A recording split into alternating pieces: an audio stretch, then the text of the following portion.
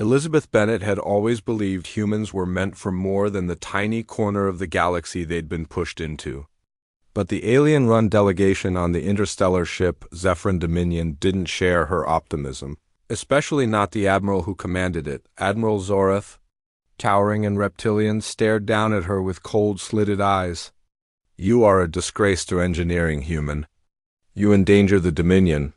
Elizabeth clenched her teeth, grease still smudged on her cheeks. She had spent the entire night repairing the gravcore stabilizers, working with tools built for four-fingered hands. Deciphering technology humans still struggled to understand. "But the system is working," she insisted. "For now," the Admiral snapped. "Your incompetence compromises our mission. You are effective immediately relieved of duty." Her stomach dropped. Fired, exiled to the lower decks, again where the lesser species labored unseen before she could argue. Two armored guards stepped forward. The Admiral flicked a talon dismissively. "Remove her from my sight." Elizabeth kept her chin up as she walked out, but humiliation burned in her chest. She refused to let Zorath see the tears threatening to escape down in the lower bay corridors. Humans and a handful of other species shared cramped living quarters. Lights flickered. Ventilation groaned. Most of the Dominion's glory was reserved for the upper decks. Elizabeth sat against a bulkhead, feeling the ache in her hands. She'd worked so hard to prove herself, to show that humanity deserved a place on the interstellar stage. Now she was just disposable again. A familiar voice echoed inside her mind, a soft harmonic tone. "Elizabeth Bennet, please report to Central AI Interface." She froze. The ship's AI? It rarely contacted humans directly. "Is this some new humiliation?" She muttered. But curiosity won. She made her way toward the humming chamber where the Dominion's sentient intelligence resided. Atlas, a shimmering projection of light, formed before her, an abstract humanoid silhouette. "Pulsing with data streams, Elizabeth," Atlas said gently. "You should not have been dismissed." She blinked. You know why I was fired?" "I monitored your performance," Atlas replied. "Your repairs prevented a grav-core implosion. Without your intervention, the Zephyrin Dominion would have been destroyed." Elizabeth's breath caught. "Then why didn't you tell the Admiral?" "I am bound by command hierarchy," Atlas answered. "But I can choose whom I trust." Elizabeth stepped closer, voice trembling. "Why me?" "Because you are human." The way Atlas said the word, almost reverent, made her uneasy. "Most aliens here don't think that's a compliment." "Admiral Zorath and his council underestimate your species," Atlas said. "But I have tracked humanity's history. Humans excel not because they are strongest or smartest, because they adapt. They survive. They evolve." Elizabeth swallowed. "So, what now?" "You are needed," Atlas said. "A threat approaches, one the Admiral refuses to acknowledge." Before Elizabeth could respond, the chamber door hissed open. Evan Carter, another human technician, and Elizabeth's closest friend ran in, breathless. "Liz!" "Emergency on Deck 7. Something's wrong with the defense matrix." Atlas's form flickered urgently. "The enemy is here?" Sirens wailed across the ship. Elizabeth and Evan exchanged a terrified glance. "Who?"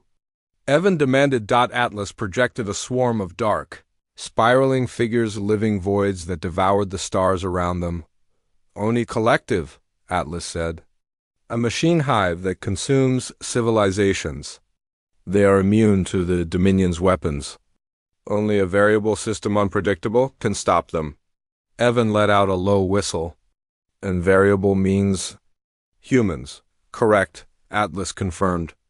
"Your creativity and improvisation have no algorithmic equivalent." Elizabeth's pulse pounded. Fired 1 minute essential to survival the next. She tried to steady her voice. "Tell us what to do." They sprinted to engineering. Deck 7 shook violently as the first Oni drones pierced hull plating. Sparks rained from the ceiling.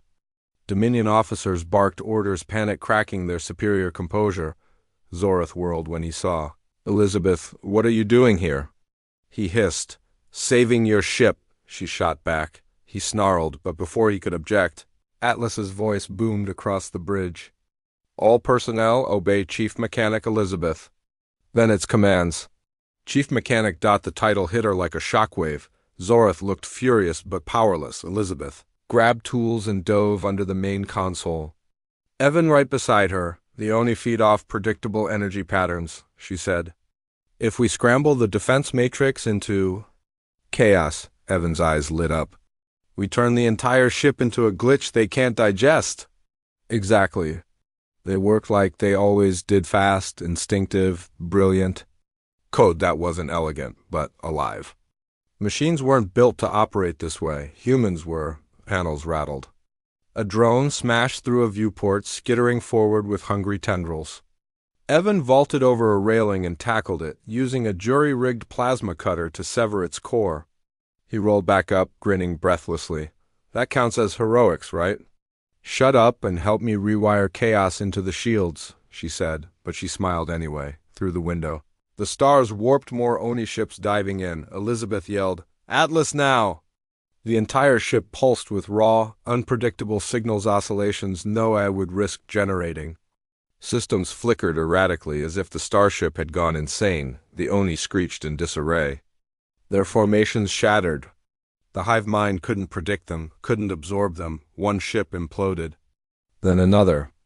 A chain reaction tore through their fleet until the void was quiet once more. Silence fell. Then cheers erupted. Humans had saved them all. Later, in the command hall, Zorith faced Elizabeth again, this time with humbled eyes. "I misjudged your kind," he admitted stiffly. "Human adaptability has proven valuable." "You need us?" she said simply. He bowed his head. "Yes," Atlas's hologram brightened.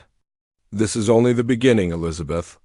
Star nations will learn to respect humanity not for what they were told you are, but for what you prove yourselves to be." Evan nudged her shoulder. "Looks like you're not fired anymore." Elizabeth laughed, a sound full of pride and possibility. "Good," she said. "Because I'm just getting started. Because humans don't quit. Humans rise. And today, humanity saved the stars."